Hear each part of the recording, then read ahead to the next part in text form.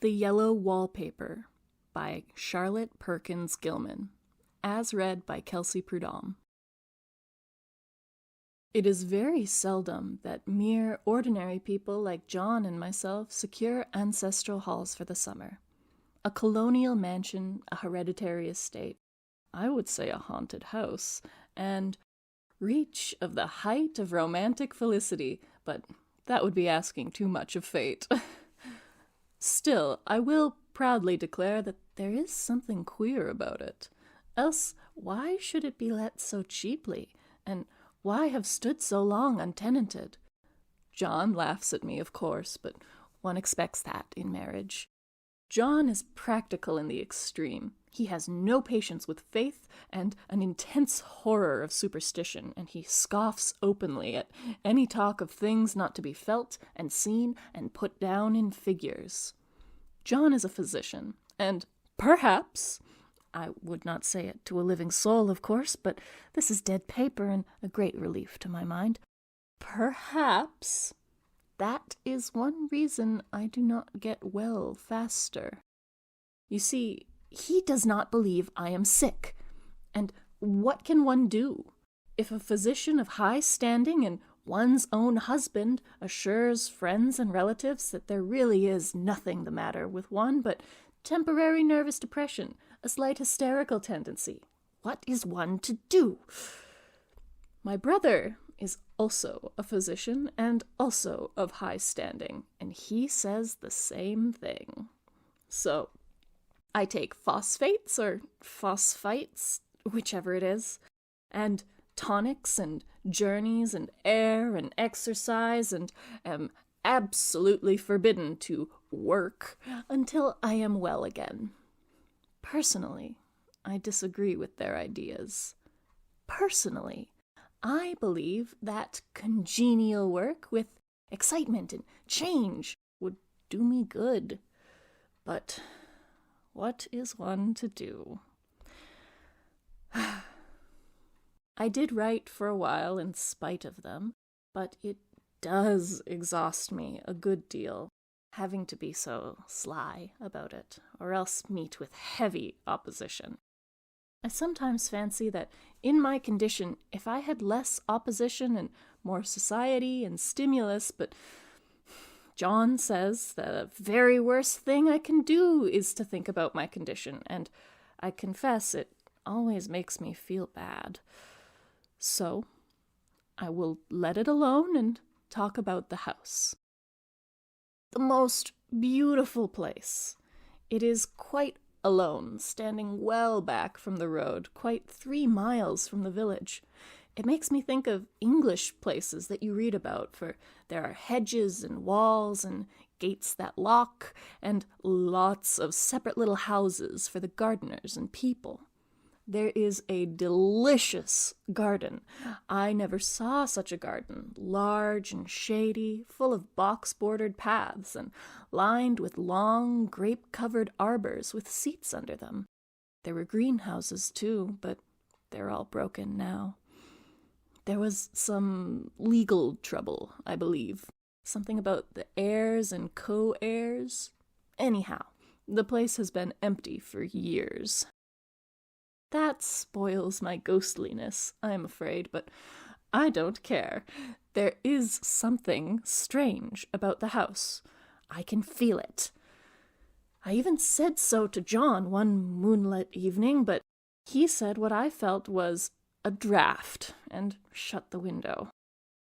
I get unreasonably angry with John sometimes. I'm sure I never used to be so sensitive. I think it is due to this nervous condition. But John says if I feel so, I shall neglect proper self-control, so I take pains to control myself. Before him, at least. And that makes me very tired. I don't like our room a bit. I wanted one downstairs that opened onto the piazza and had roses all over the window and such pretty old-fashioned chintz hangings, but John would not hear of it. He said there was only one window and not room for 2 beds, and no near room for him if he took another. He is very careful and loving, and hardly lets me stir without special direction. I have a schedule prescription for each hour in the day. He takes all care from me, and so I feel basically ungrateful to not value it more. He said we came here solely on my account, that I was to have perfect rest and all the air I could get. "Your exercise depends on your strength, my dear," said he, "and your food somewhat on your appetite, but air you can absorb all the time." So we took the nursery at the top of the house. It is a big, airy room, and the whole floor nearly with windows that look all ways, and air and sunshine galore. It was nursery first, and then playroom and gymnasium, I should judge, for the windows are barred for little children, and there are rings and things in the walls. The paint and paper look as if a boys' school had used it.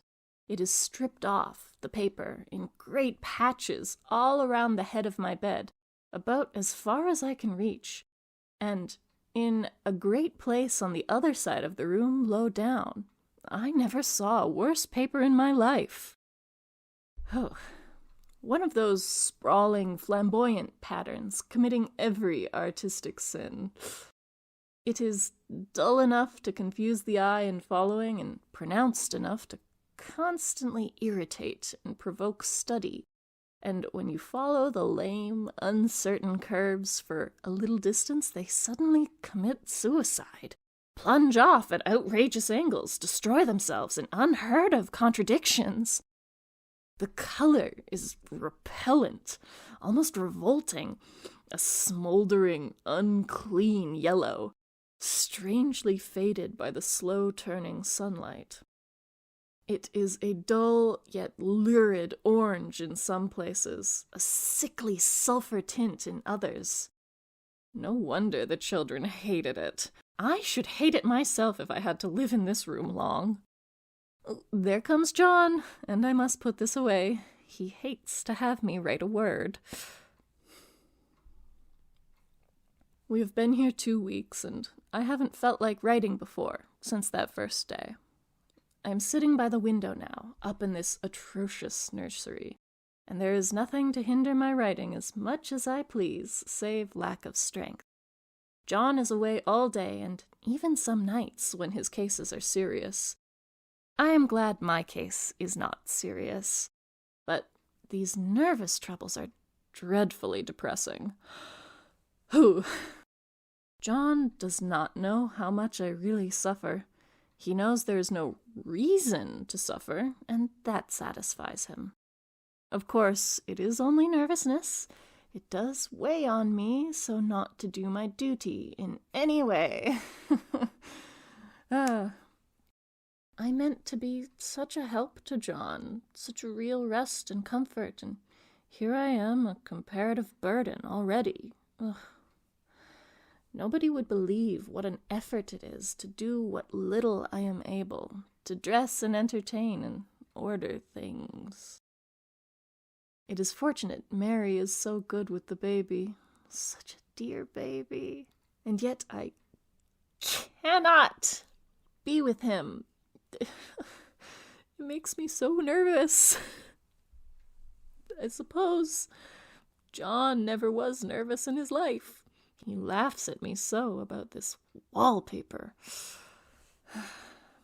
At first, he meant to repaper the room, but afterwards he said that I was letting it get the better of me, and that nothing was worse for a nervous patient than to give way to such fancies. He said that after the wallpaper was changed, it would be the heavy bedstead, and then the barred windows, and then that gate at the head of the stairs, and so on. "You know the place is doing you good," he said. "And really, dear, I don't care to renovate the house just for a 3 months' rental. "Then do let us go downstairs," I said. "There are such pretty rooms down there." Then he took me in his arms and called me a blessed little goose, and said he would go down to the cellar if I wished, and have it whitewashed into the bargain. But he is right enough about the beds and windows and things. It is an airy and comfortable room as anyone need wish, and, of course, I would not be so silly as to make him uncomfortable just for a whim. I'm really getting quite fond of the big room, all but that horrid paper. Out of one window, I can see the garden, those mysterious deep-shaded arbors, the riotous old-fashioned flowers and bushes and gnarly trees. Out of another, I get a lovely view of the bay and a private little wharf belonging to the estate. There is a beautiful shaded lane that runs down there from the house. I always fancy I see people walking in these numerous paths and arbors, but John has cautioned me not to give way to fancy in the least. He says that with my imaginative power and habit of story-making, a nervous weakness like mine is sure to lead to all manner of excited fantasies, and that I ought to use my will and good sense to check the tendency. So I try. I think sometimes that if I were only well enough to write a little, it would relieve the press of ideas and rest me. But I find I get pretty tired when I try. It is so discouraging not to have any advice and companionship about my work. When I get really well, John says we will ask Cousin Henry and Julia down for a long visit, but he says he would as soon put fireworks in my pillowcase as to let me have those stimulating people about now. I wish I could get well faster. But I must not think about that. This paper looks to me as if it knew what a vicious influence it had. There is a recurrent spot where the pattern lolls like a broken neck and two bulbous eyes stare at you upside down. I get positively angry with the impertinence of it and the everlastingness. Up and down and sideways they crawl, and those absurd, unblinking eyes are everywhere. There is one place where two breadths didn't match, and the eyes all go up and down the line, one a little higher than the other. Ugh! I never saw so much expression in an inanimate thing before, and we all know how much expression they have. I used to lie awake as a child and get more entertainment and terror out of blank walls and plain furniture than most children could find in a toy store. I remember what a kindly wink the knobs of our big old bureau used to have, and there was one chair that always seemed like a strong friend. I used to feel that if any of the other things looked too fierce, I could always hop into that chair and be safe. The furniture in this room is no worse than inharmonious, however, for we had to bring it all from downstairs. I suppose when this was used as a playroom, they had to take the nursery things out, and no wonder. I never saw such ravages as the children have made here. The wallpaper, as I said before, is torn off in spots, and it sticketh closer than a brother. They must have had perseverance as well as hatred. Then the floor is scratched and gouged and splintered. The plaster itself is dug out here and there, and this great heavy bed, which is all we found in the room, looks as if it had been through the wars. But I don't mind it a bit. Only the paper. Oh, there comes John's sister. Such a dear girl as she is, and so careful of me. I must not let her find me writing. She is a perfect and enthusiastic housekeeper, and hopes for no better profession. I verily believe she thinks it is the writing which has made me sick. But I can write when she is out, and see her a long way off from these windows. There is one that commands the road, a lovely shaded winding road, and one that looks off over the country, a lovely country too, full of great elms and velvet meadows. This wallpaper has a kind of sub-pattern in a different shade, a particularly irritating one, for you can only see it in certain lights, and not clearly then. But in the places where it isn't faded, and where the sun is just so, I can see a strange, provoking, formless sort of figure that seems to skulk about behind that silly, inconspicuous front design. Oh, there's Sister on the stairs. Well, the 4th of July is over. The people are gone, and I am tired out. John thought it might do me good to see a little company, so we just had Mother and Nellie and the children down for a week. Of course, I didn't do a thing. Jenny sees to everything now. But it tired me all the same. John says if I don't pick up faster, he shall send me to the Weir Mitchell in the fall. But I don't want to go there at all. I had a friend who was in his hands once, and she says he is just like John and my brother, only more so. Besides, it is such an undertaking to go so far.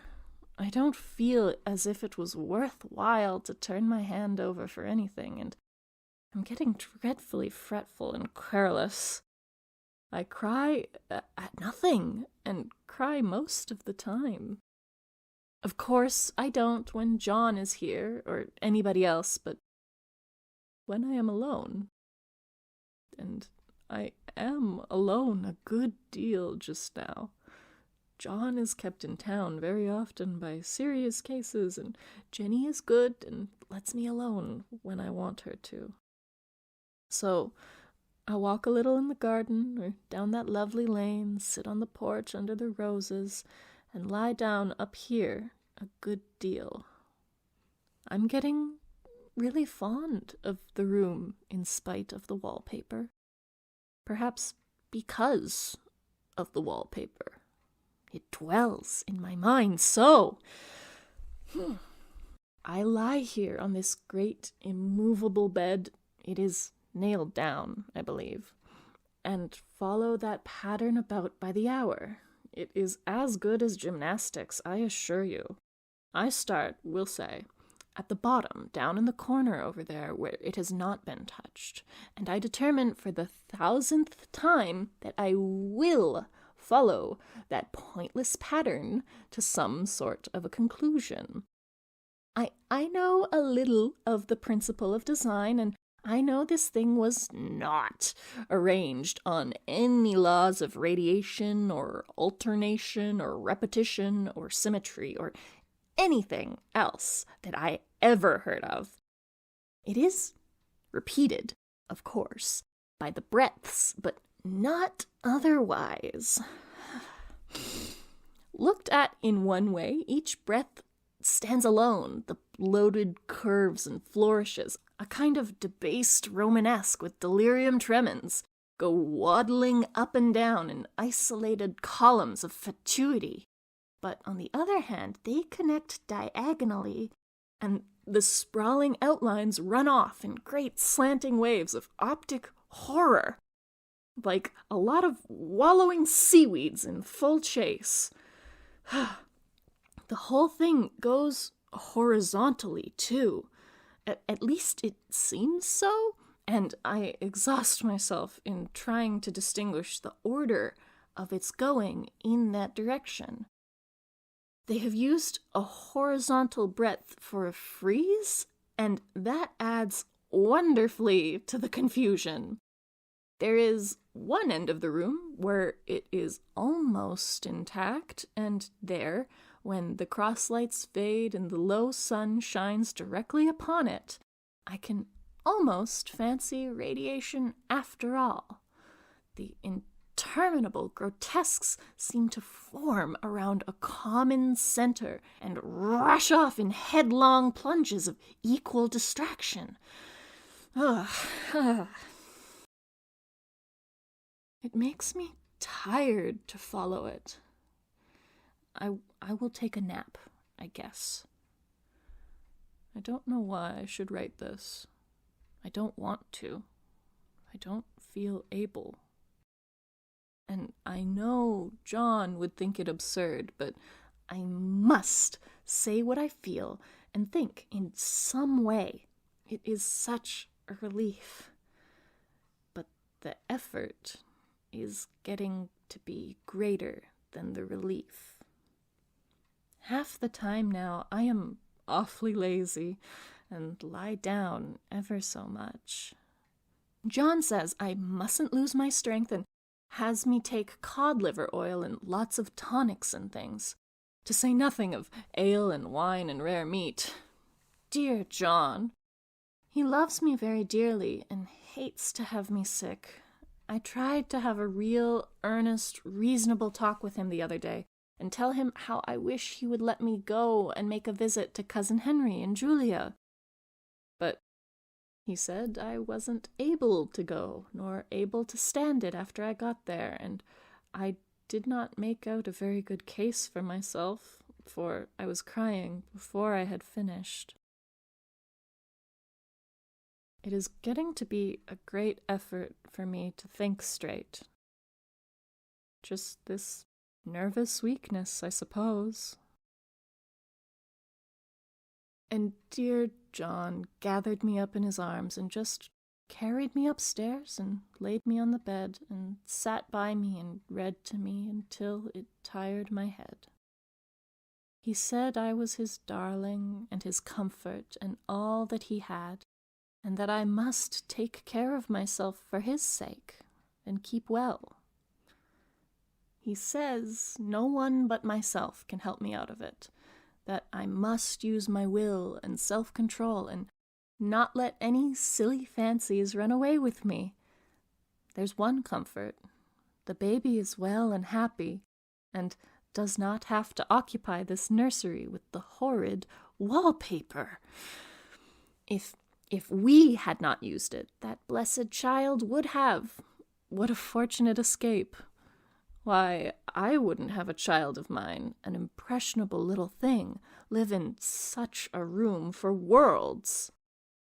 I never thought of it before, but it is lucky that John kept me here after all. I can stand it so much easier than a baby, you see. Of course, I never mention it to them any more. I am too wise, but I keep watch of it all the same. There are things in that paper that nobody knows but me, or ever will. Behind that outside pattern, the dim shapes get clearer every day.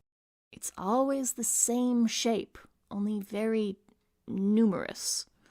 And it is like a woman stooping down and creeping about behind that pattern. I don't like it a bit.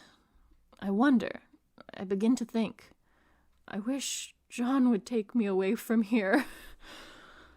It is so hard to talk with John about my case because he is so wise and because he loves me so.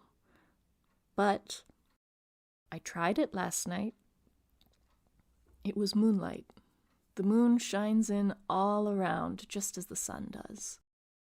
I hate to see it sometimes. It creeps so slowly and always comes in by one window or another. John was asleep, and I hated to waken him, so I kept still and watched the moonlight on that undulating wallpaper till I felt creepy.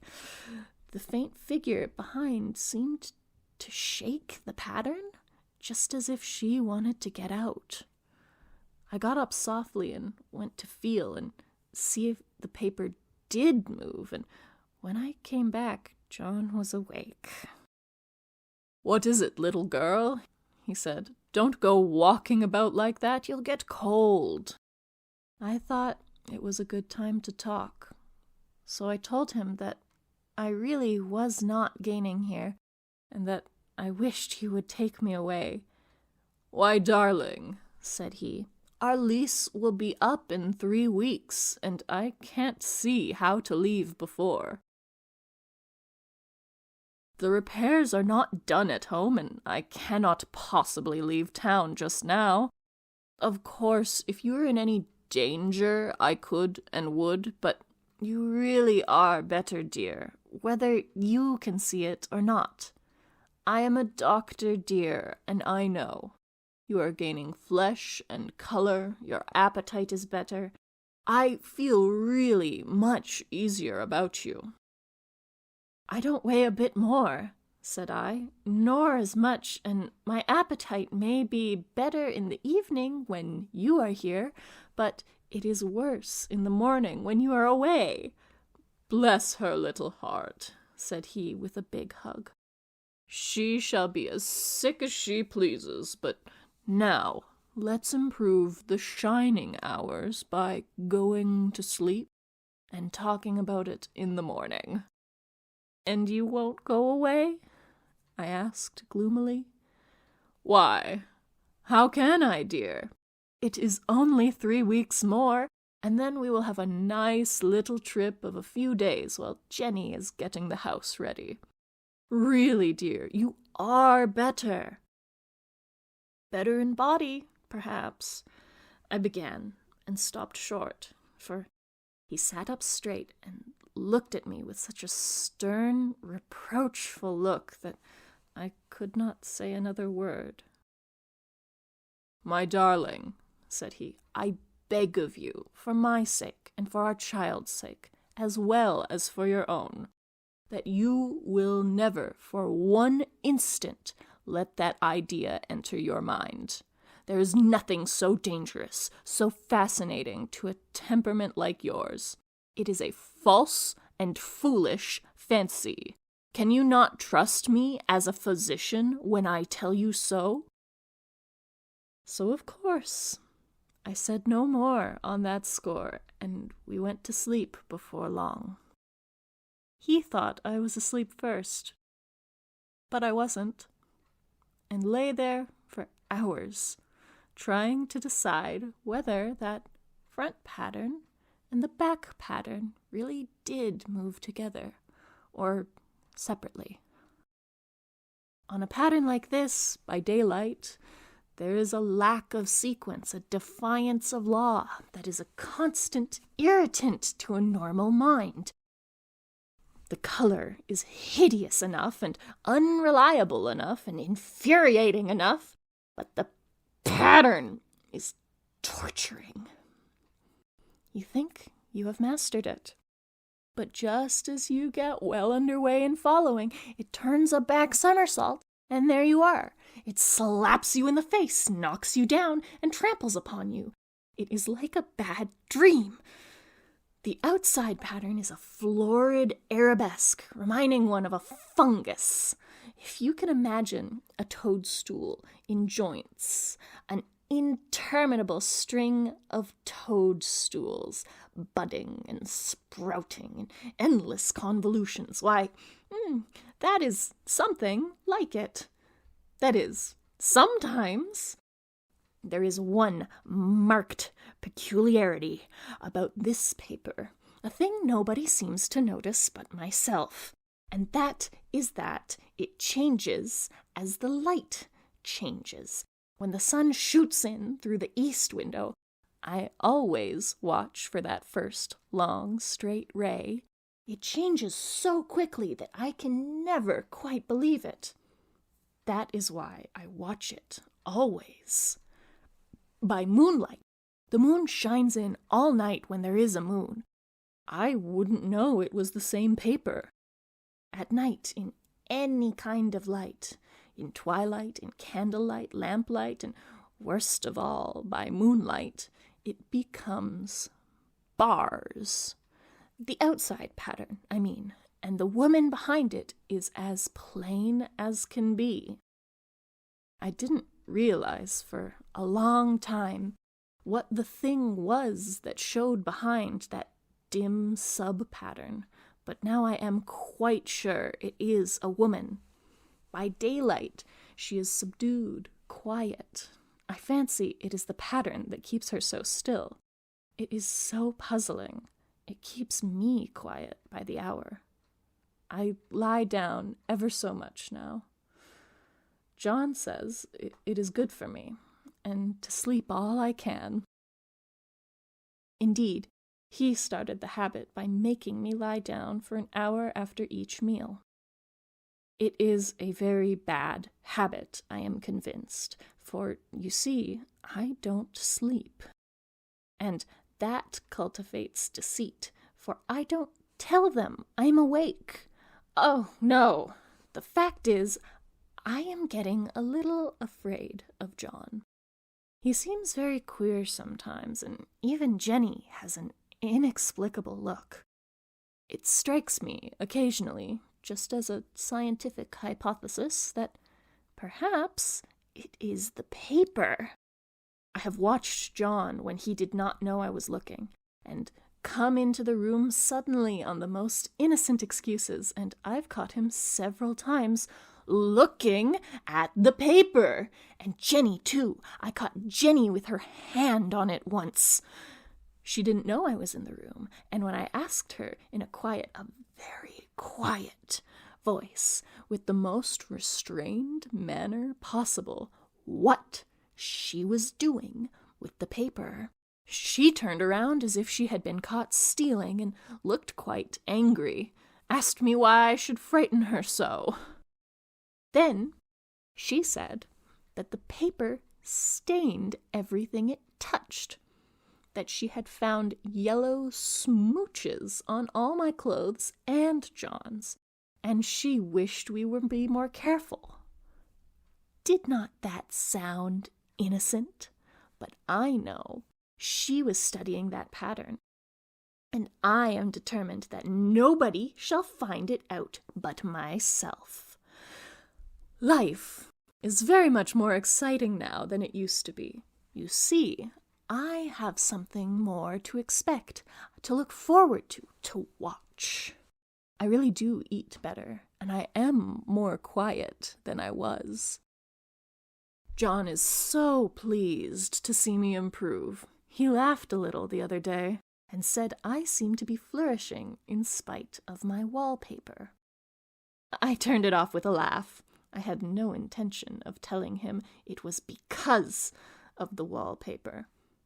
He would make fun of me. He might even want to take me away. I don't want to leave now until I have found it out. There is a week more, and I think that will be enough. I'm feeling ever so much better. I don't sleep much at night, for it is so interesting to watch developments, but I sleep a good deal in the daytime. In the daytime, it is tiresome and perplexing. There are always new shoots on the fungus and new shades of yellow all over it. I cannot keep count of them, though I have tried conscientiously. It is the strangest yellow, that wallpaper. It makes me think of all the yellow things I ever saw. Not beautiful ones like buttercups, but old, foul, bad yellow things. But there is something else about that paper. The smell. I noticed it the moment we came into the room, but with so much air and sun it was not bad. Now we have had a week of fog and rain, and whether the windows are open or not, the smell is here. It creeps all over the house. I find it hovering in the dining room, skulking in the parlor, hiding in the hall, lying in wait for me on the stairs. It gets into my hair. Even when I go to ride, if I turn my head suddenly and surprise it, there is that smell. Such a peculiar odor, too. I have spent hours in trying to analyze it, to find what it smelled like. It is not bad, at first, and very gentle, but quite the subtlest, most enduring odor I ever met. In this damp weather, it is awful. I wake up in the night and find it hanging over me. It used to disturb me at first. I thought seriously of burning the house to reach the smell. But now I am used to it. The only thing I can think of that it is like is the color of the paper. A yellow smell. There is a very funny mark on this wall, low down near the mopboard, a streak that runs around the room.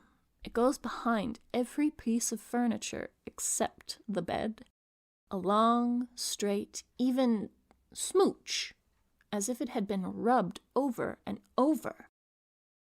I wonder how it was done, and who did it, and what they did it for. Round and round and round. It makes me dizzy.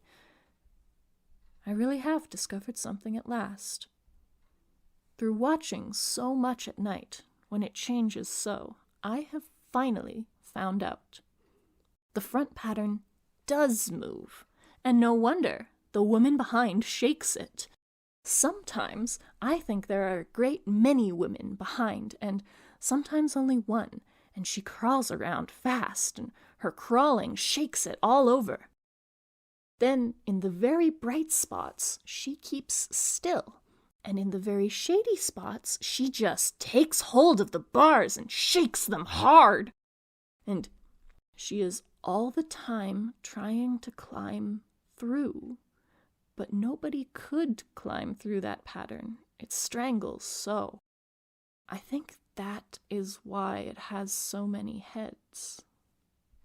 They get through, and then the pattern strangles them off, and turns them upside down, and makes their eyes white. If those heads were covered or taken off, it would not be half so bad. I think that woman gets out in the daytime, and I'll tell you why, privately. I've seen her. I can see her out of every one of my windows. It is the same woman, I know, for she is always creeping, and most women do not creep by daylight. I see her on that long road under the trees, creeping along, and when a carriage comes, she hides under the blackberry vines. I don't blame her a bit. Must be very humiliating to be caught creeping by daylight. I always lock the door when I creep by daylight. I can't do it at night, for I know John would suspect something at once. And John is so queer now that I don't want to irritate him. I wish he would take another room. Besides, I don't want anybody to get that woman out at night but myself. I often wonder if I could see her out of all the windows at once. But turn as fast as I can only see out of one at a time. And although I always see her, she may be able to creep faster than I can turn. I have watched her sometimes, away off in the open country, creeping as fast as a cloud shadow in a high wind. If only that top pattern could be gotten off from the under one. I mean, to try it, little by little. I have found out another funny thing, but I shan't tell it this time. It does not do to trust people too much. There are only 2 more days to get this paper off, and I believe John is beginning to notice. I don't like the look in his eyes. And I heard him ask Jenny a lot of professional questions about me. She had a very good report to give. She said I slept a good deal in the daytime. John knows I don't sleep very well at night, for all I'm so quiet. He asked me all sorts of questions, too, and pretended to be very loving and kind, as if I couldn't see through him. Still, I don't wonder he acts so, sleeping under this paper for 3 months. It only interests me, but I feel sure John and Jenny are secretly affected by it. Hurrah! This is the last day, but it is enough. John is to stay in town overnight and won't be out until this evening. Jenny wanted to sleep with me, the sly thing, but I told her I should undoubtedly rest better for a night all alone. That was clever, for really I wasn't alone a bit. As soon as it was moonlight and that poor thing began to crawl and shake the pattern, I got up and ran to help her. I pulled and she shook. I shook and she pulled. And before morning, we had peeled off yards of that paper. A strip about as high as my head and half around the room. And then, when the sun came and that awful pattern began to laugh at me, I declared I would finish it today. We go away tomorrow, and they are moving all my furniture down again to leave things as they were before. Jenny looked at the wall in amazement, but I told her merrily that I did it out of pure spite at the vicious thing. She laughed and said she wouldn't mind doing it herself, but I must not get tired. How she betrayed herself that time. But I am here, and no person touches this wallpaper but me. Not alive. She tried to get me out of the room. It was too patent. But I said it was so quiet and empty and clean now that I believed I would lie down again and sleep all I could, and not to wake me even for dinner. I would call when I woke. So now she is gone, and the servants are gone, and the things are gone, and there is nothing left but that great bedstand nailed down, with the canvas mattress we found on it. We shall sleep downstairs tonight, and take the boat home tomorrow. I quite enjoy the room. Now it is bare again. How those children did tear about here. This bedstand is fairly gnawed, but I must get to work. I have locked the door and thrown the key down into the front path. I don't want to go out, and I don't want to have anybody come in till John comes. I want to astonish him. I've got a rope up here that even Jenny did not find. If that woman does get out and tries to get away, I can tie her. But I forgot I could not reach far without anything to stand on. This bed will not move. Oh. I tried to lift it and push it until I was lame, and then I got so angry I bit off a little piece at one corner, but it hurt my teeth. Then I peeled off all the paper I could reach standing on the floor. It sticks horribly, and the pattern just enjoys it. All those strangled heads and bulbous eyes and waddling fungus growths just shriek with derision. I am getting angry enough to do something desperate. To jump out of the window would be admirable exercise, but the bars are too strong even to try. Besides, I wouldn't do it. Of course not. I know well enough that a step like that is improper, and might be misconstrued. I don't like to look out of the windows even. There are so many of those creeping women, and they creep so fast. I wonder if they all come out of that wallpaper as I did. But I am securely fastened now by my well-hidden rope. You don't get me out in the road there. I suppose I shall have to get back behind the pattern when it comes night, and that is hard. It is so pleasant to be out in this great room and creep around as I please. I don't want to go outside. I won't. even if Jenny asks me to. For outside, you have to creep on the ground, and everything is green instead of yellow. But here, I can creep smoothly on the floor, and my shoulder just fits in that long smooch around the wall, so I cannot lose my way. Why, there's John at the door. It is no use, young man. You can't open it. How he does call and pound. Now he's crying for an axe. It would be a shame to break down that beautiful door. John, dear, said I in the gentlest voice, the key is down by the front steps, under a plantain leaf. That silenced him for a few moments. Then he said, very quietly indeed, Open the door, my darling. I can't, said I. The key is down by the front door, under a plantain leaf. And then I said it again, several times, very gently and slowly, and said it so often that he had to go and see. And he got it, of course, and came in. He stopped short by the door. What is the matter? He cried. For God's sake, what are you doing? I kept on creeping just the same, but I looked at him over my shoulder. I've got out at last, said I, in spite of you and Jane, and I've pulled off most of the paper, so you can't put me back. Now, why should that man have fainted? But he did, and right across my path by the wall, so that I had to creep over him every time.